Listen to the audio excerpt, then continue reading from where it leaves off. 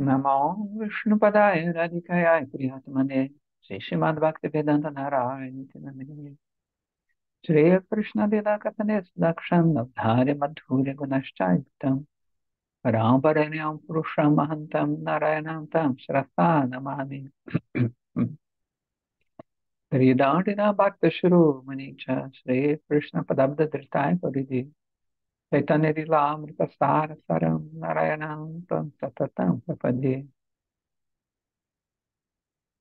Tavasmi Tavasmi Nadigami Tvavina Iti Vinyayarade Tvam Nayamancharanantikam Shri Bhakti Pramoda Puri Maharaj Maharaj The Heart of Krishna. Vamos dar continuidade aqui ao nosso belíssimo livro The Heart of Krishna, né? O coração de Krishna. Então a gente estava naquele contexto de Narada Muni que influenciou os filhos de Daksha, mudou todo, viraram sannyasi e assim por diante. Ele estava discorrendo aqui, o autor, né, Bhakti Pramoda Puri Maharaj, correndo sobre o tema principal, que é o Aparadha. Então, a gente parou aqui. Bhaktivinoda Thakura diz assim: se nos rendermos a Mahaprabhu e Nityananda Prabhu, todas as nossas ofensas anteriores serão instantaneamente perdoadas. De tal modo, o misericordioso santo nome nos rega, ó, que bonito, com amor divino. Bhaktisiddhanta Saraswati Thakura escreve assim: Krishna e Gauranga são seus nomes, e seus nomes são eles. Ou seja, né, não existe diferença entre o próprio Deus, né, Krishna e Chaitanya, dos seus nomes. Nama e Nami. Nama é o nome, Nami é aquele que possui o nome. Considerar Krishna como um subordinado ou inferior a Gauranga é ignorância. Todavia, na verdade, Gauranga e Nityananda são, de modo especial, de grande auxílio para as almas caídas. Quanto mais as divas caem, mais misericordioso se torna o Senhor. Gauranga Nityananda.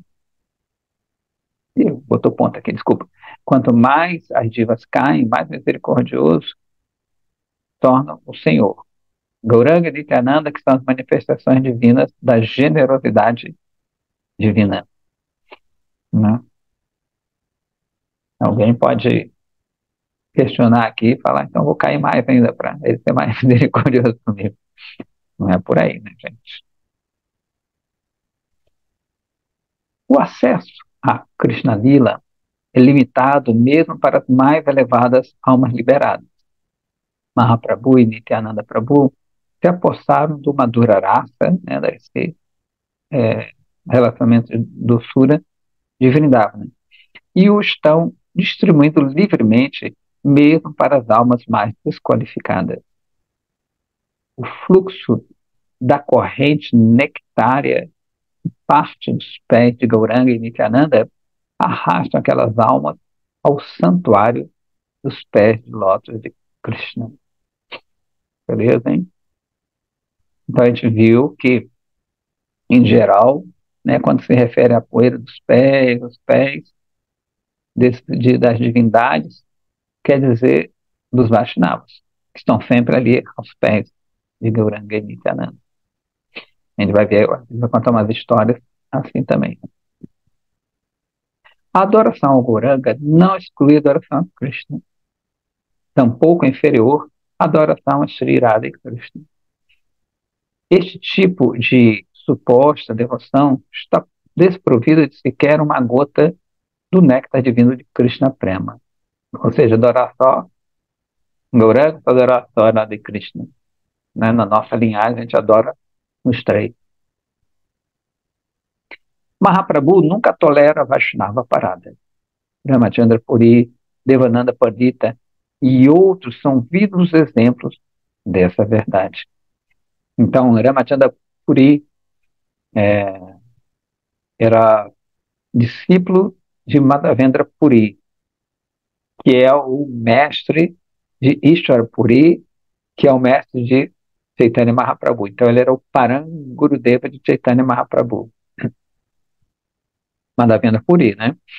Então esse discípulo, chamado Ramachandra, o que é que acontece? E Chaitanya Mahaprabhu considerava ele como sendo o próprio ah,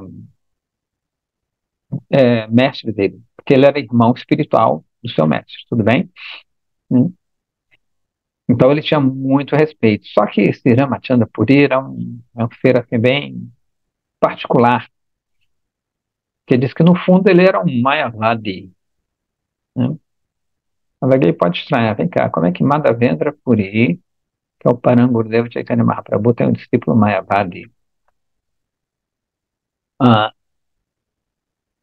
não precisei ir muito longe, mas a gente vê às vezes, né, que a pessoa ela é iniciada por um Guru Vaishnava, faz até umas sevas e tudo, mas tem uma concepção Mayavadi. Às vezes acontece isso. Então o que é que acontece? Quando Madhavendra Puri ele estava assim sentindo uma saudade extrema de Krishna, ele na sua humildade falou que ele nunca não possuía toda a qualidade que ele tinha. E esse Ramachandra ele começou a corrigir, né, em se querer ensinar o seu mestre. Falou, não, você tem que, você está com saudade, você está exibindo paixões. E ele fala, não, você tem que meditar agora no Brahman, né? Então ele tem duas coisas erradas aí, óbvio, né? Queria corrigir o mestre dele e pedir que o mestre dele, né, se absorva em Brahman. Não tem nada a ver, né? Naravenda Puri não gosta nem um pouco e põe ele para fora. Sobe daqui, vai para a loja, vai para onde você quiser, né? Não gosta nem um pouco disso. E esse Ramachandra Puri, ele, né, se tornou um fine faulter, que eles chamam, uma pessoa que está sempre procurando por falha alheia, que é o tema aqui também, né, das ofensas do livro. Então ele tinha uma mania bem particular, né? Primeiro, né, ele ia para os lugares comer, né, comer, comer, comer. Gostava muito de chegar no lugar, comia pra caramba, e depois ele criticava os outros que estavam comendo muito, né? Então ele ficava, você está comendo muito, o Vaishnava come muito, e ele comia pra caramba. Então ele tinha essas histórias. E um belo dia, ele, né, ele foi tentar também achar falha em Chaitanya Mahaprabhu. Tentar lá, Mahaprabhu, só que ele não conseguia encontrar muita falha e falou, não, vou encontrar falha onde não tem. Então, na verdade, os devotos, os discípulos de Chaitanya Mahaprabhu que acompanhavam já tinham falado para ele, pô, esse Ramachandra Puri é um fine faulter, não, um cara muito crítico. Mas Chaitanya, ele tinha bastou humildade, falou, não, não, ele está instruindo as pessoas, porque ele considerava ele como seu mestre também. Então, um belo dia, né, não encontrando falhas em Mahaprabhu, quando ele foi na casa de Chaitanya Mahaprabhu, ele encontrou um bocado de formiga. Eu até me lembrei porque aqui em casa tá dando um bocado de formiga aqui. Tem uma fila de formiga, a formiga não para sair aqui. E não tem doce, né? É engraçado. Essas formigas aqui, elas estão indo, nem sei por que elas têm tanto aqui que não tem nem doce. Voltando à história, né? Aí Ramachandra foi falar, onde tem formiga que tem doce. Vocês estão comendo, Chaitanya Mahaprabhu está comendo muito doce, isso não é bom, isso quem quer controlar os sentidos não come muito doce. Aí falou pra caramba, né? E não tinha doce nenhum, é formiga mesmo, como acontece aqui, né? Acontece aqui. E Mahaprabhu ficou assim, não, o seu é meu guru, você está me instruindo. Ele falou, a partir de hoje, Chaitanya, né? Eu vou comer só a metade do que eu, em geral, como. Só que os devotos não gostaram nem um pouco. Eles falaram, meu Deus, quem é esse cara? Os discípulos, os devotos ali. adorava ver Chaitanya Mahaprabhu comendo, né? Chaitanya comia bem, aí adorava ele, falava, "Não, esse cara está atrapalhando a gente, o que esse cara está fazendo aqui?" E só que Chaitanya falou, olha, se vocês me derem muita comida agora, eu vou embora, não apareço mais. Ele meio que deu uma brigadinha assim com os discípulos. Ele falou, olha, não vou, ele é meu, ele está ensinando a gente os deveres do sannyasa. Aí ele passou a comer metade do que comia. Só que Ramachandra ficou, não, agora você está comendo muito pouco, você está comendo um pouquinho, aí cita verso daqui, tá para lá e para cá, que a pessoa não deve comer muito, mas também não deve comer pouco, porque ele deve manter seu corpo para servir a Krishna, pererá o pão doce.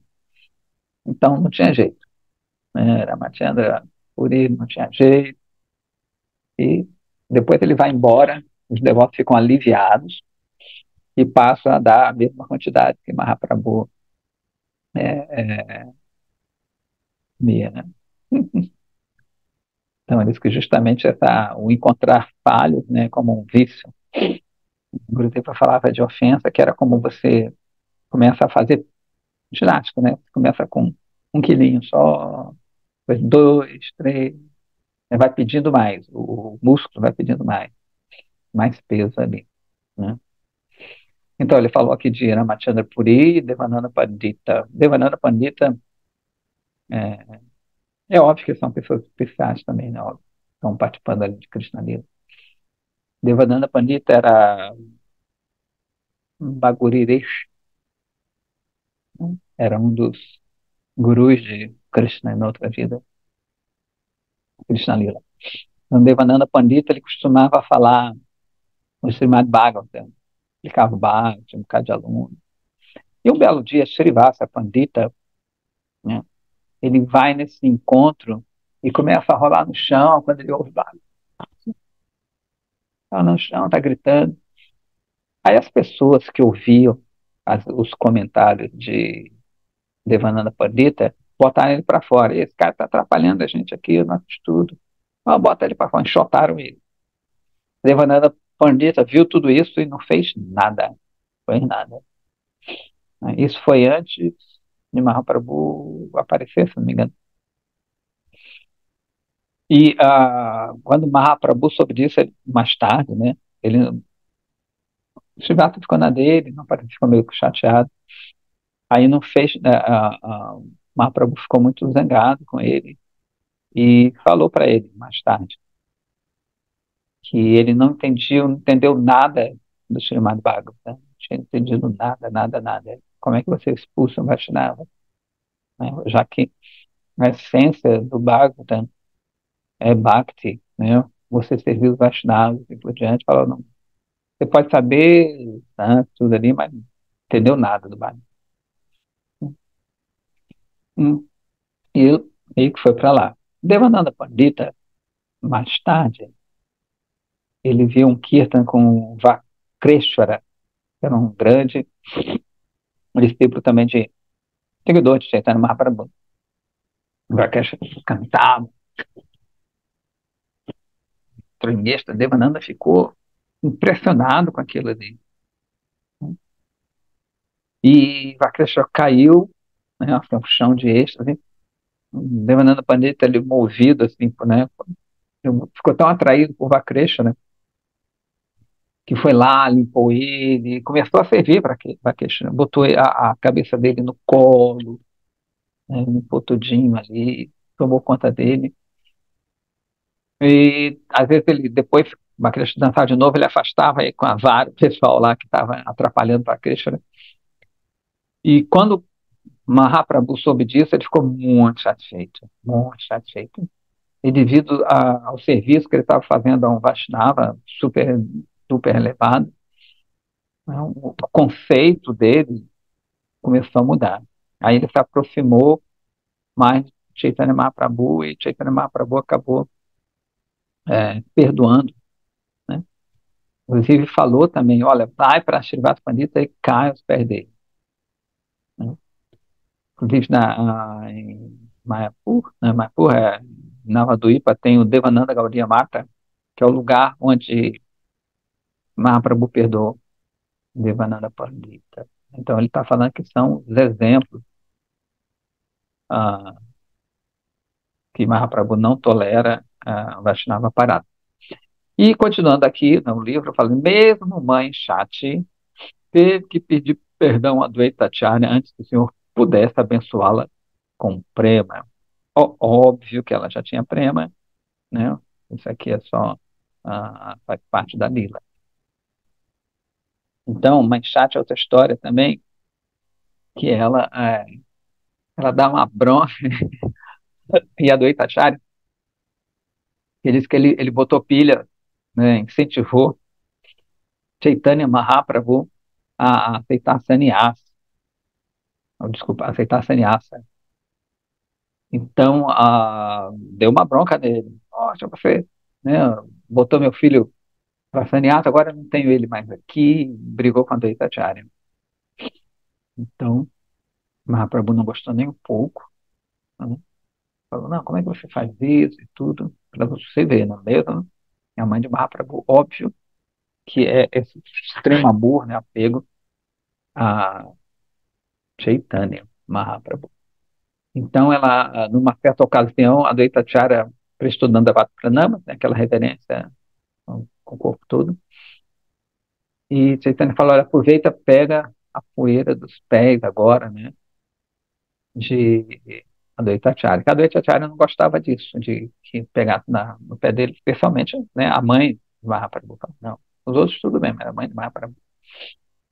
E ela pega meio escondido, põe assim, e Mahaprabhu aceita isso como uma desculpa, né, para das ofensas, entre aspas, né, que ela fez a Advaita Acharya. Então, continuando aqui, né, somente quando uma pessoa com sinceridade se aproxima do Vaishnava ofendido e implora perdão, ela será perdoada. Assim as ofensas desaparecem. De outro modo, as consequências são fatais. Na medida que o coração se cobre pelas ofensas, ele se torna impenetrável. Bhaktivinoda Thakura canta, as ofensas tornaram meu coração tão sólido como aço e tão pungente como raios. Ó Senhor, mesmo o seu santo nome não tem efeito. Eu me sinto desamparado e indefeso. Assim eu brado seu santo nome. Eliora Shri Gauranitai, sou o mais caído. Vocês são o oceano de misericórdia. Por favor, salve-me. Esta é a diferença crucial entre Krishna Lila e Chaitanya Lila. Sri Krishnadasa Kaviraj, né, que é o autor do Chaitanya Charitamrita, conclui o Madhya Lila, né, a seção intermediária do Sri Chaitanya Charitamrita, com essa revelação secreta. Krishna Lila Amritasara Tarasata Satadhara Dasadiki Vahyavaite Sri não, desculpa. Krishna Lita Krishna Lila Amritasara Tarasata Satadhara Dasadiki Vahyavaite Sri Chaitanya Lila Haya Tatovara Akshaya Maruhansa Charaha Dante. Krishna Lila é a nata do néctar total. Apenas os confidentes de Sri Radha Krishna e as almas perfeitas, eternas, podem adentrar ali.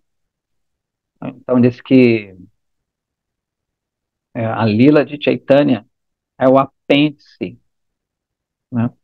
Sabe no livro, eu esqueci o nome, no livro, quando tem o final, mais explicações sobre o livro, então diz que é o apêndice de Krishna Lila, nesse sentido. No final, você lê um livro, você algumas partes não entendeu, aí você vai ver nas explicações que vem depois. Então, isso que Chaitanya Lila é essa explicação que vem depois sobre Krishna Lila, né? Assim, como podemos conceber a Chaitanya Lila? Os passatempos de Sri Chaitanya Mahaprabhu são um reservatório infinito do qual milhares de correntes de néctar da Krishna Lila estão fluindo em todas as direções, inundando a todos em todas as partes. Que o cisne da minha mente nade ali eternamente e mergulhe profundo nas suas ondas infinitas de néctar. Agora isso, né? Que o cisne da minha mente. Então ele compara a né, somente como cisne, que o cisne tem, diz que tem aquele poder de separar o leite da água, né? Então que ele fique, que ele filtre as coisas negativas. E ele cita outro verso do Madhya Lila também. Gaura Lila é profundamente misterioso, é o significado, né, na tradução, e confidencial. É o segredo da devoção e do amor a Krishna. Aqueles que são invejosos de Krishna e seus devotos são como animais incapazes de saborear seu néctar. Mas eu não me queixo ao descrever a lila de Mahaprabhu, porque nada se perde. Pelo contrário, algo sempre se ganha, porque aqueles devotos que são puros de coração aumentam a lila ao saboreá-la e apreciá-la uma e outra vez. C. Ao vibrar o santo nome de Cristo, nossos cabelos não se arrepiam, de nossos olhos não fluem lágrimas, e não ocorre uma erupção vulcânica de êxtase em nossos corpos, nossos corações devem estar cobertos por aço. Aí tem aquele põe on. Krishna Lila é a nata de todo o néctar, né? Ou seja, aquela parte mais densa que fica por cima, que é a nata. Apenas os confidentes de Sri Radha Krishna e as almas perfeitas, eternas, podem ali adentrar. Como então podemos conceber Sri Chaitanya Lila? Os passatempos de Sri Chaitanya Mahaprabhu são um reservatório infinito do qual milhares de correntes de néctar de Krishnalila estão fluindo em todas as direções, inundando a todos em toda parte. De novo, ele fala, né? Posso, os filhos da minha mente, navegar ali de forma eterna e mergulhar bem profundo nas ondas infinitas de néctar. Então, aqui acaba essa parte, né, esse capítulo, o capítulo 4, e a gente vai agora para outro capítulo. Deixa eu só encontrar aqui o parte 5, né? Ok. Tudo tranquilo? Todo mundo bacaninha? Então, vamos lá. Parte 5. Sri Garuda, o divino carregador de Vishnu. Caso se ofenda um Vaishnava, mesmo um grande yogi se torna luxurioso e cai de seu status. As consequências de ofender um elevado Vaishnava são extremamente graves. A história de Salbariresh se descreve no chamado Bhagavatam ilustra esse ponto. Salbariresh havia praticado severas austeridades por muitos anos. Às vezes levitava, né, ali acima do rio Yamuna e outras vezes submergia profundamente seu leito. Certo dia, Garuda, o carregador alado de Vishnu, estava com fome, mergulhou no lago no centro do rio Yamuna. Ele caiu sobre a presa e, né, comeu um peixe enorme, né, pescou ali, imaginando ser o ideal para seu almoço. Os peixes pequenos ficavam temerosos ao ver o seu líder tão facilmente consumido. Tabarirish sentiu-se condoído por eles e amaldiçoou Garuda. Se você algum dia ousar vir novamente aqui, morrerá. Então, a gente pode estranhar que Garuda é um pássaro, uma águia e come peixe. Garuda é um grande Vaishnava. Como é que ele come peixe? Então, eles explicam que, na verdade, de novo, isso é uma grande lila, e se aquele peixe ele é tocado pelo bico de Garuda, ele avança espiritualmente horrores. Assim como ontem, né, no Mahabharata, ontem teve a Nurada leu Mahabharata, Então, a gente vê que é uma chacina ali, todo mundo morrendo, todo mundo. Mas eles explicam que justamente pela presença tanto de Arjuna, né, dos Pandavas, que são Bhaktas puríssimos de Krishna, aqueles que morreram, seja pelas flechas de Arjuna, né, seja de Yudhishthira e assim por diante, todos eles ganharam um upgrade enorme, né? Foram liberados desse mundo. Então, da mesma forma, Garuda acontece também. Ele faz o papel ali de uma águia. Na verdade, ele é uma águia. A verdadeira águia é Garuda. E que come peixe, né? Na verdade, todos os peixes se libertam desse mundo, né? Então, Salbarirish, ele não entendia isso. Ele não entendeu. E como ele já tinha, estava ali na companhia dos peixes por muito tempo, ele criou esse apego por ele. A gente está vendo aqui alguns aspectos também da companhia de pessoas que às vezes são agradáveis, são legais e tudo, e a gente acaba se apegando a eles e acaba perdendo a inteligência também, né? Então, isso acontece, às vezes são pessoas muito legais, né? Os peixes provavelmente eram muito legais, como a Barirish, e ele acabou criando uma amizade com eles, né? Então, a gente tem que saber separar a amizade com as pessoas materialistas, né, com os Vaishnavas, né? Às vezes os materialistas são até mais interessantes que os Vaishnavas, dependendo, né? São mais agradáveis, mais bonzinhos, mas lá no fundo, né, compreendo os Vaishnavas é bem melhor. Então, às vezes confunde. Eu me lembro que teve um rapaz que ele falou que ele morou uma época no tempo, se eu não me engano, há muitos anos, e ele falou, olha, não aguento ficar aqui não, o pessoal é muito confuso, é, bagunceiro. Aí ele foi para outro grupo religioso que era muito mais organizado e tudo mais, né? Mas ele acabou perdendo, né, pelos nossos preceitos. Os outros continuaram, os bagunceiros, sei lá o quê, ou bem ou mal continuaram, e ele não continuou. Então tem uma sutileza ali por trás. É difícil às vezes de perceber, né? Então, voltando aqui à história, Salvarirish amaldiçoa Garuda. Hum, Garuda não precisava se submeter a isso, mas então ele continua assim. O grande comentador do Srimad Bhagavatam, Vishwanath Chakravarti Thakura, dá a sua interpretação. Desafortunadamente, Salbarirish cometeu duas ofensas contra o grande devoto de Garuda. Deu ordem a uma pessoa superior, né, a Anya Pradana, e exibiu uma atitude malévola, a Dista Praticulya. Garuda, por outro lado, não podia ser culpado pela ofensa de desobedecer às ordens e de violência contra outros, né, a Jalagana e Pranihimsana, devido à sua poderosa posição.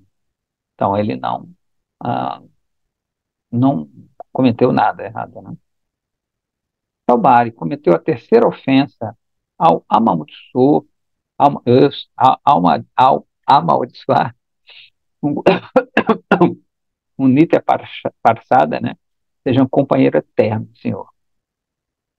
Ele assim o fez para proteger as criaturas indefesas que viviam no lago, mas sua compaixão era vã, pois o veneno de Kalia poluiria aquelas águas e todos os peixes morreriam de qualquer maneira. Ou seja, mais tarde, isso vai desencadear a Kalia Lila, né? Passa sempre Kalia, aquela cobra que Krishna dá. A maldição de Salbari era que Garuda, né, se Garuda algum dia viesse ao lago para comer peixe, ele seria morto de imediato. Mas as implicações eram que, mesmo que ele simplesmente ali vivesse e não comesse peixe, ainda assim pereceria. Sabendo disso, Garuda se aventurou próximo, nunca se aventurou próximo ao lago. Sabe que Garuda é imortal, né? nunca morreria. Mas Calia também sabia a respeito dessa maldição e, posteriormente, se abrigou no lago para escapar de Garuda.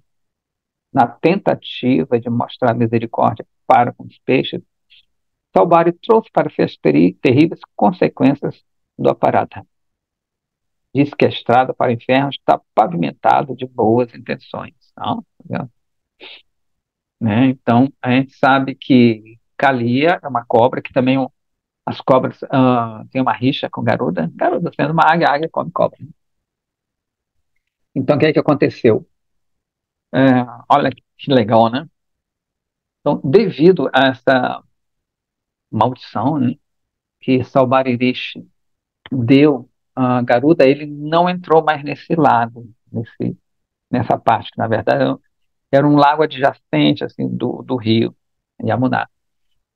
Então, isso fez com que Kalia se refugiasse ali, porque ele sabia que ali Garuda não ia entrar ali. Então, isso dá uma ocorrência a que Kalia fique ali, envenene as águas, os garotos, é, teoricamente, morrem, né? Na verdade, não morrem. Os amigos de Krishna, devido aos aromas fétidos que emanavam desse lado, e gera toda uma lila de Krishna. Então, tu vê como é que tudo está encaixado uma coisa na outra. E nessa lila, de Kaliya Lila, o que acontece? Se eu não me engano, é a primeira vez em que Krishna ele se mostra mais aos golpes. Então, quando ele dança, né, na cabeça ali de Kaliya, ele, na verdade, está ensaiando para a dança rasa.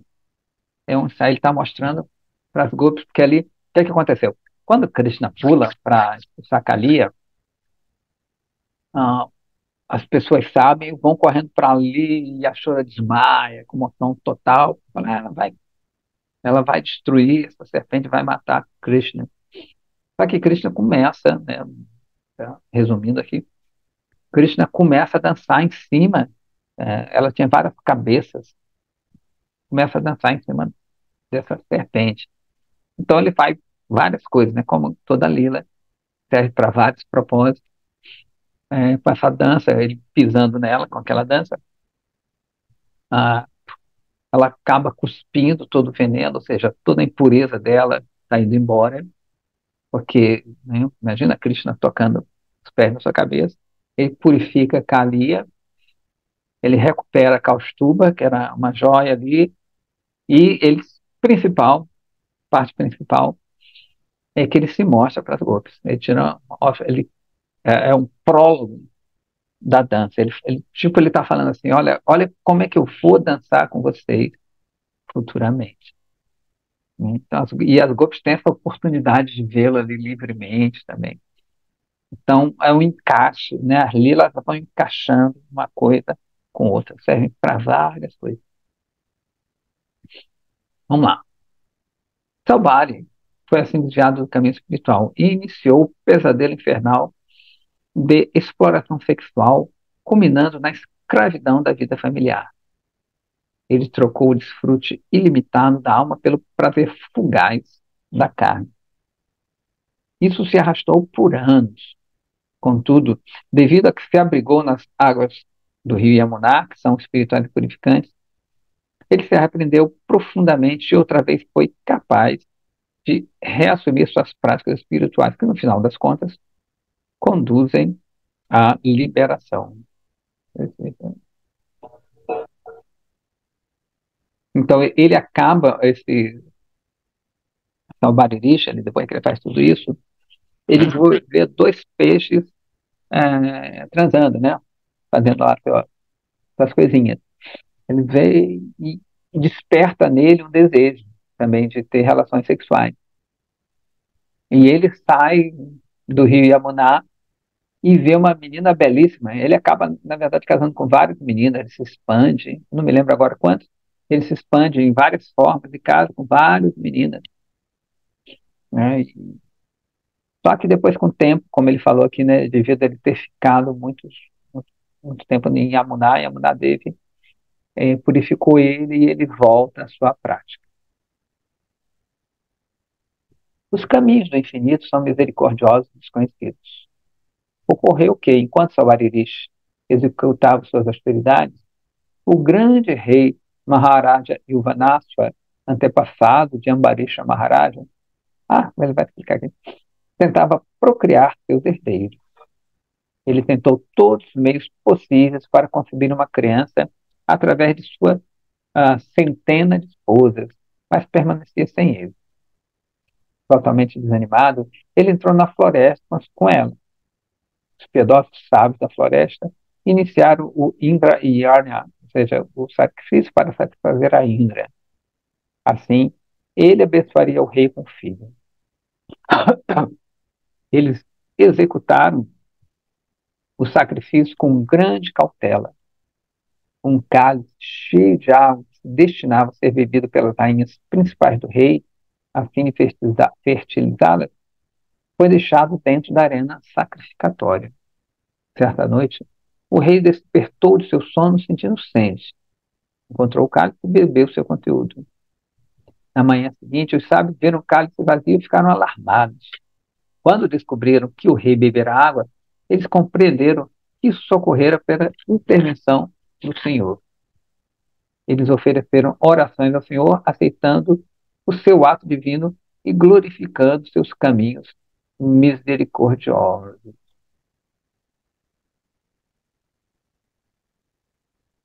No devido tempo, um filho raro, com todas as marcas de um príncipe poderoso, surgiu da parte inferior direita do abdômen de Yuvanaswar. Eu não conhecia essa história. O menino chorava continuamente, ansiando por leite materno. Ou seja, né, o rei ficou grávido, inseminação artificial ah, celestial aqui, para um homem. Né? Os sábios estavam num dilema sobre como é que vão alimentar o bebê. Isso, Indra, que foi adorado no Yajna, no sacrifício, aí pulou o negócio aqui. Então, Indra, que foi adorado no sacrifício, apareceu e confortou o bebê chorão. Ele ofereceu seu dedo indicador para o bebê mamar, dizendo mandata, que significa você pode beber de mim. Assim o filho, o príncipe mandata. Assim o príncipe ficou conhecido como mandata. Embora tivesse nascido do abdômen do rei Yuvanaswar, o rei não morreu devido às bênçãos do sábio. Ele permaneceu em seu lugar e executou severas austeridades, alcançando ao final perfeições yógicas. O bebê cresceu e governou o mundo. Ele obtinha a força de Vishnu e governava as 7 ilhas, que compreendem a Terra, Jambu, Laksha, Salmalo, Kusa, Krauncha, Shaka e Pushkara. Então, eu li errado, né, na entonação. Ele governava as 7 ilhas que compreendiam a Terra. Né, que compreendiam a Terra. Ou seja, Jambu, Laksha, Samalo, Kusha, Krauncha, Saka e Pushkara. Agora sim. Demônios poderosos como Ravana estavam sempre temerosos dele e, consequentemente, Indra chamava-o de Trasadastu, aquele que afugenta os patifes. O imperador Madatta fazia muita caridade e executava sacrifícios para adorar a Vishnu. Ele procriou 3 filhos e 50 filhas, através de sua esposa Bindumati, a filha de Sasabindu. Os filhos eram Purukutsa, Ambarisha e o grande místico Muchukunda. Será que é o mesmo Muchukunda? Ah. Nesse ínterim, Saubhari Muni executava austeridade sobre a água do rio Yamuna. Um dia, sua atenção foi desviada por um par de peixes que se acasalavam. O coração do Rishi encheu-se de desejos. Ele saiu do leito do rio e foi para Mathura, onde se aproximou do rei Mandata e pediu a mão de uma de suas filhas em casamento. Não? O imperador disse que qualquer uma delas estava livre para escolher o sábio como seu marido.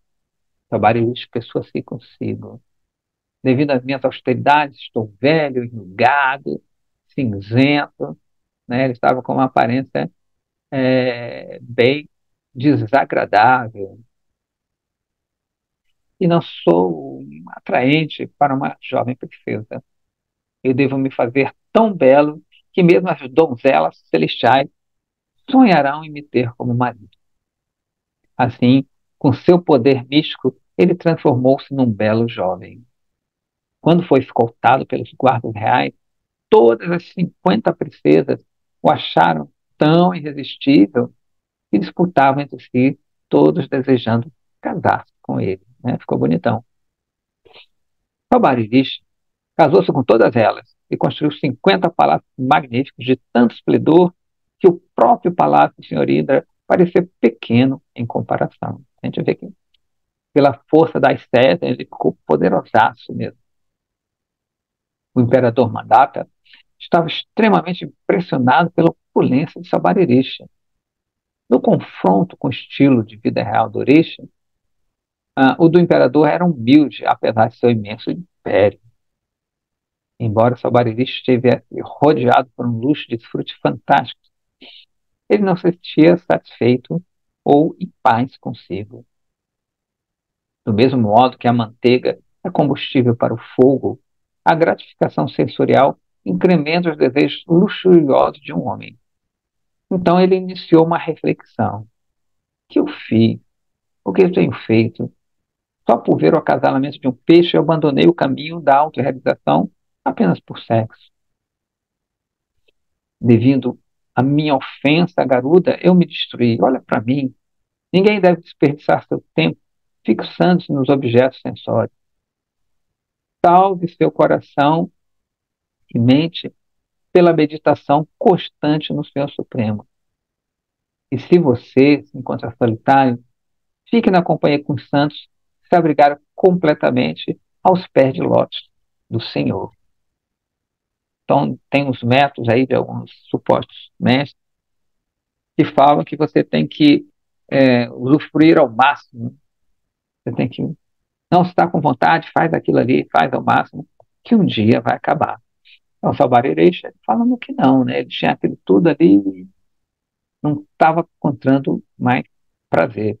Ele compara aqui como manteiga, né? Que se joga, tenta apagar a manteiga, ou desculpa, tenta apagar o fogo jogando manteiga, só aumenta mais. Mas como ele já tinha essas impressões fortes espirituais, Sabarirish, ele sacou logo isso. Anteriormente, eu meditava em Hari, mas o desejo sexual me arrastou num enredamento familiar infindável. Me casei com 50 mulheres e procurei uma centena de filhos com cada uma. Ou seja, tinha 5.000 filhos, né? A natureza material corrompeu minha consciência em tal medida que não existe fim para os meus desejos. Sabaririshi passava os seus dias lamentando, tentando desapegar do seu enredamento familiar. Ele se retirou adentrando na floresta, seguido por suas esposas. Uma vez mais, ele começou a praticar austeridade. No momento da sua morte, ele se ofereceu totalmente no serviço da todo-penetrante super-alma e também suas esposas alcançaram o mesmo objetivo espiritual devido à devoção que elas lhe dedicavam. Então, final feliz. Na verdade, né, essas meninas deram bem também. Então, a gente vê que o breve contato que ele teve, né, com o Garuda, mesmo com todo o erro dele, como ele meditava já em Vishnu, né? A gente está vendo aqui que ele não é um Prema Bhakta, ele tem um pouco diferente, né? Ele não tem, provavelmente, Salbaridista que eu saiba, ele não está em Krishna Lila, não é uma golpe, nem nada, mas ele meditava em Vishnu e teve o Darshan de Garuda, e apesar de tudo, né, ele se deu bem.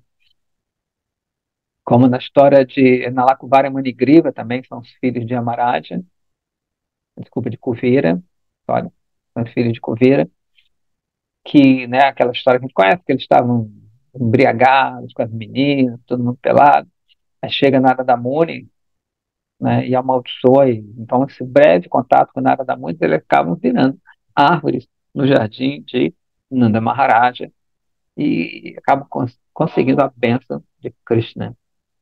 Então, mesmo um breve contato com esses seres, né, você vê que é maravilhoso. Então, ele continua aqui. Este incidente nos causa uma introspecção no que se refere ao funcionamento sutil de Vaishnava Parada.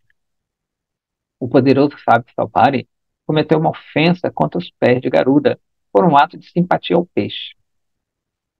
Devido à sua ação, ele não só orquestrou a extinção de toda criatura vivente no rio Yamuna, mas também foi a causa da inquietação dos exaltados residentes de Vrindavana, por criar um abrigo para Kaliya. Assim, Salvar ofendeu até mesmo Vrajavas, que são muito queridos por Krishna, né? Mas você vê que ele ofendeu, mas acabou criando foi um mecanismo também para a Lira, né? Tem duas, a gente pode ver de dois jeitos. Quanto à sua vida pessoal, Sabari caiu do caminho da trilha espiritual. Ele degenerou-se num tolo libidinoso por anos, apanhado na teia inevitável da ilusão. Ao final das contas, ele recuperou seu status espiritual pela misericórdia de Vrindavanandama e Yamuna Devi. Mas no que se refere a saborear o néctar de Krishna Bhakti, ele não pôde obter. Kaliya, por outro lado, embora invejosa e caprichosa, foi curada pelos bons augúrios de suas esposas devotadas que atraíram a misericórdia de Krishna e trouxeram grande auspiciosidade. É quase impossível ser liberto das consequências do Vaishnava Parada sem sentir grande remorso e sem se render aos pés do devoto ofendido. Uma pessoa nunca poderá ser perdoada. Sem esse perdão, fica-se privado do objeto da vida, né? O objeto principal da vida, né? Então, a gente vê as intrincâncias aqui, né, de cometer Vaishnava a parada. Então, é, acaba esse capítulo aqui também, né? Vou ver o outro capítulo, só espera um pouquinho que eu estou dando um, ai, documentos, não, aqui, capítulo 6. Então vamos ao capítulo 6. São 7h20, mas ainda dá para ler uma coisa. O livro acho que não é muito grande, ainda nem li todo ele, não é muito grande. Então, sexto capítulo, né? Srivasa Pandita e a libertação do leproso. Mesmo Brahma e os outros devas cantam as glórias de Srivasa Pandita. Ao adorá-lo, uma pessoa alcança os pés de lótus de Krishna, que é inacessível até mesmo para Shiva ou Anantashesha. Não há nada superior ao serviço prestado a ele. Ele é mais querido para Krishna do que Anantashesha, Lakshmi, Brahma e Shiva. E até mesmo mais querido do que o Senhor é para si próprio. No seu caminho para Mathura, Mahaprabhu visitou a cidade de Ramakeli. Sim, por uns poucos dias. Ao invés de viajar em direção a Mathura, ele foi para o sul através da antiga cidade de Jagannatha Puri. No caminho, ele parou na casa de Advaitacharya, em Shantipura, onde um leproso veio visitá-lo. Clamando por misericórdia, este doente, né, atirou-se diante do Senhor. Ele disse assim: Meu Senhor, você é supremamente compassivo. Você apareceu no mundo para salvar as almas mais desafortunadas. Seu coração naturalmente se aflige ao ver as pessoas sofrendo. Eu sou um leproso, favor, diga-me como me livrar dessa dor torturante. Mahaprabhu gritou assim: saia da minha vista! Eu estou me contagiando só por olhá-lo. Você blasfemou um Vaishnava. O que quer que você experimente nessa vida não é nada. Eu não posso sequer pensar o que lhe espera. A gente pode ver que a maioria dos aparados acabam pegando lepra, né? Antigamente ali pegavam lepra direto. E continua Mahaprabhu, você insultou um Vaishnava, cujo próprio nome santifica o universo. Mesmo Brahma e outros deuses cantam as glórias de Srivasta. Ao adorá-lo, uma pessoa alcança os pés de lótus de Krishna, que é inacessível mesmo a Shiva ou Ananta Shesha. Não há nada superior ao serviço prestado a ele. Ele é mais querido para Krishna do que o próprio Ananta Shesha.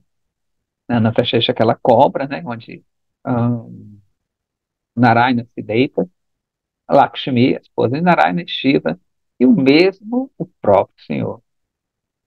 Krishna diz no Bhagavatam para seu amigo Dhava, muito embora Brahma seja meu filho, Shiva seja o meu outro eu, olha que bonito, hein? Sankarsana seja meu irmão, Lakshmi minha esposa, não há nada tão querido para mim como você. Né? Krishna falando para o Uddhava.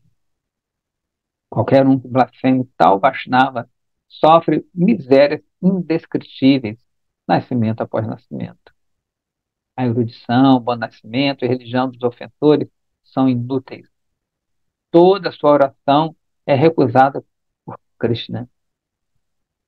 A Mãe Terra se purifica pelo toque desses Vaishnavas quando eles dançam. Eles purificam todas as direções só por seu olhar. Srivasa Pandita é Mahabhagavata e você criticou seu caráter imaculado. Portanto, seu corpo é uma dor ardente da lepra.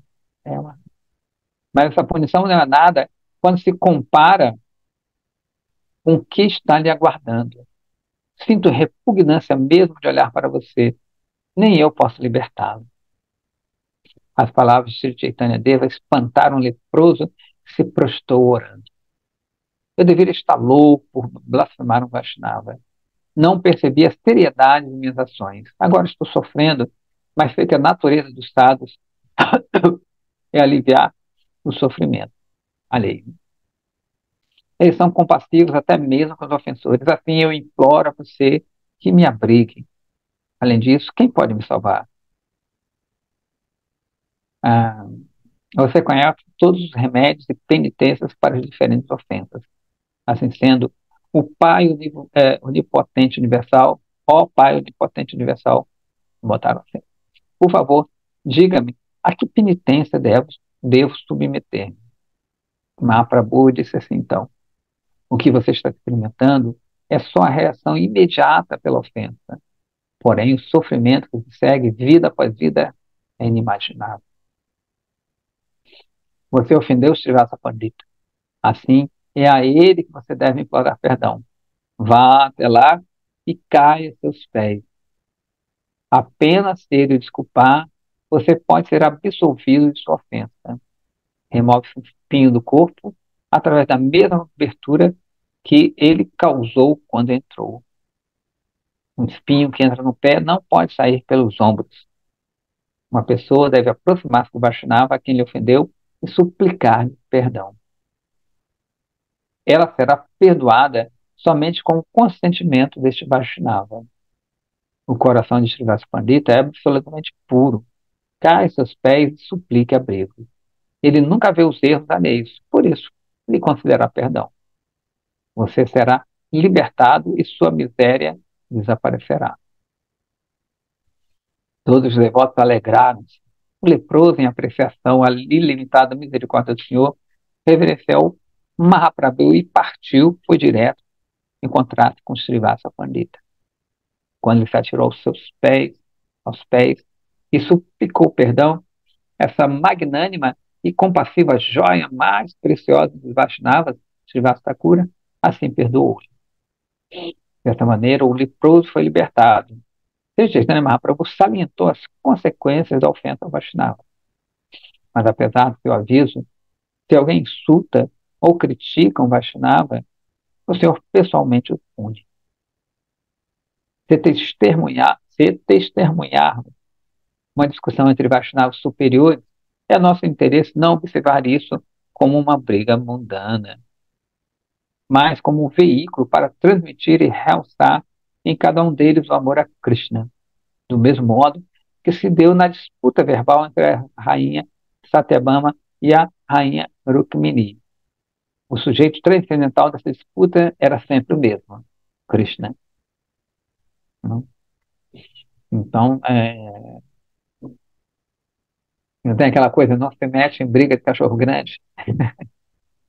Não, não é o ditado melhor para se aplicar aqui, mas, né, quando os Vaishnavas superiores, avançados, eles estão aparentemente brigando, né, a gente não pode ver como uma briga comum, sim, na verdade, uma troca amorosa. Meu Gurudev, ele costumava discutir muito com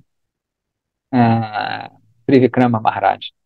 Você vê até nos vídeos, aí um pega o microfone do outro, aí um defendia um ponto, defendia o outro, mas eles sempre estavam juntos, né? É uma lila dele, assim como Krishna tinha uma suas lilas, os grandes Vaishnavas têm suas lilas também. Então, deixa para lá, né? Deixa ele fazendo suas coisas.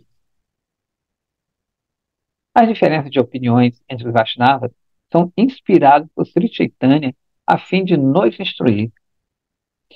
Se alguém tolamente toma partido desse debate, torna-se um aparadhi, ao contradizer e criticar outro Vaishnava, e os resultados são os mais nocivos para tal pessoa.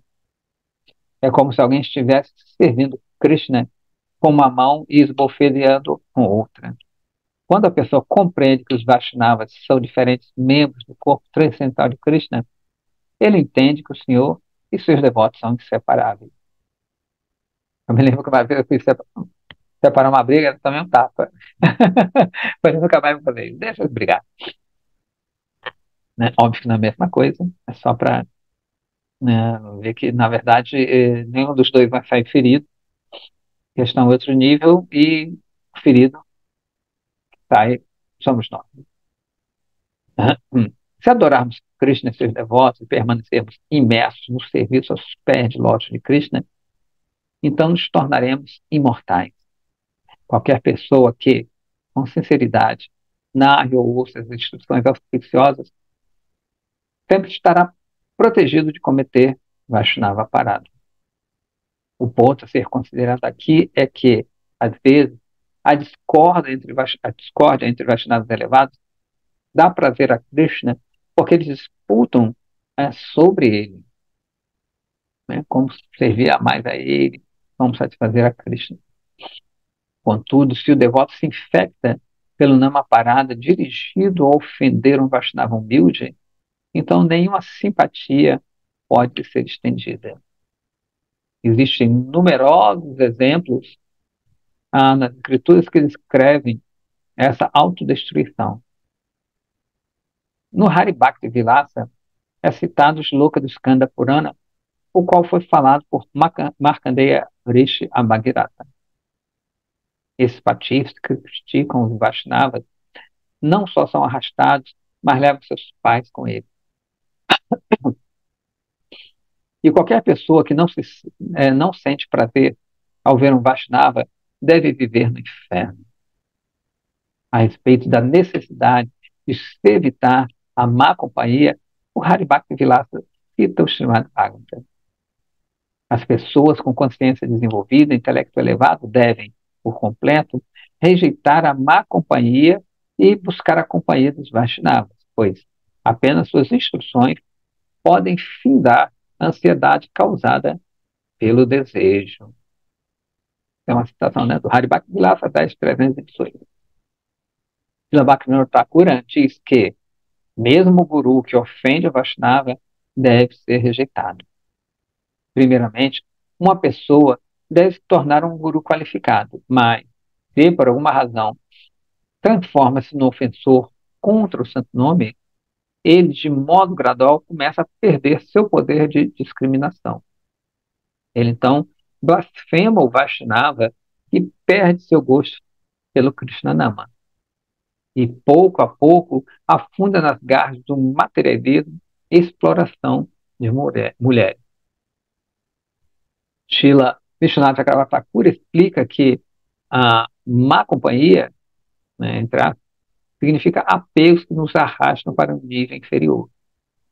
O comentário de Srila Sanatana Goswami sobre Hari Bhaktivilasa Digdashini assim declara: o termo, entre aspas, santos, refere-se com exclusividade aos devotos do seu Supremo, não aos trabalhadores aflitivos, filósofos ou yogis.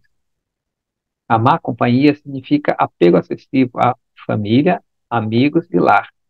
Também significa relação motivada pela exploração, né? Você querer tirar algo das pessoas. Apenas a sabedoria do Santo Nome pode salvar a nossa tendência de explorar e nos conduzir ao caminho do serviço espiritual. Então, termina esse capítulo também aqui, né? E a gente vai perceber, né, que se a gente ofende alguém, pode ser por outras razões também, mas a gente começa a perder, se a gente comete ah, estes aparados, na verdade, a gente pode perder o gosto pela companhia dos Vaishnavas, né? Por ler o Shastra, ouvir, catar, e assim por diante, como a gente já falou antes, apa radha, apa inferior, radha é gosto. Então, o nosso gosto ele começa a se tornar inferior de novo.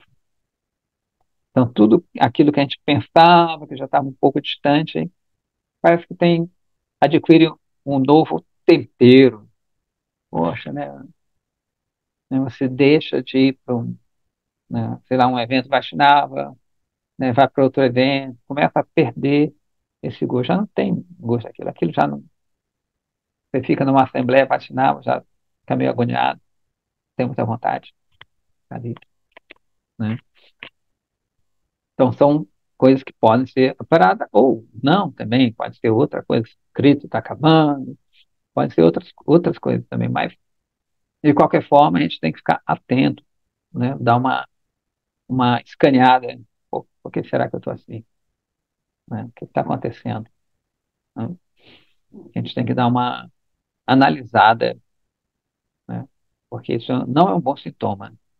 Assim como a gente tem certos sintomas de doença, né? A gente tem que procurar o médico, procurar o guru, de repente falar para ele, eu tô assim, assim, assado, o que é que pode ser? E tentar também melhorar a passada, e meio dar uma forçadinha, né? Então é isso. Acabando esse capítulo. 7h35. Se tiver alguma coisa, alguma pergunta, alguma explicação, manifesta. Tudo bem? Tudo tranquilo. Ok. Muito obrigada, Prabhu. Eu que As agradeço. leituras são muito interessantes, né? As passagens. Indubitavelmente, minha cara. É, muito Né? bacana. Obrigada, Haribol. Eu que agradeço. Hare Krishna.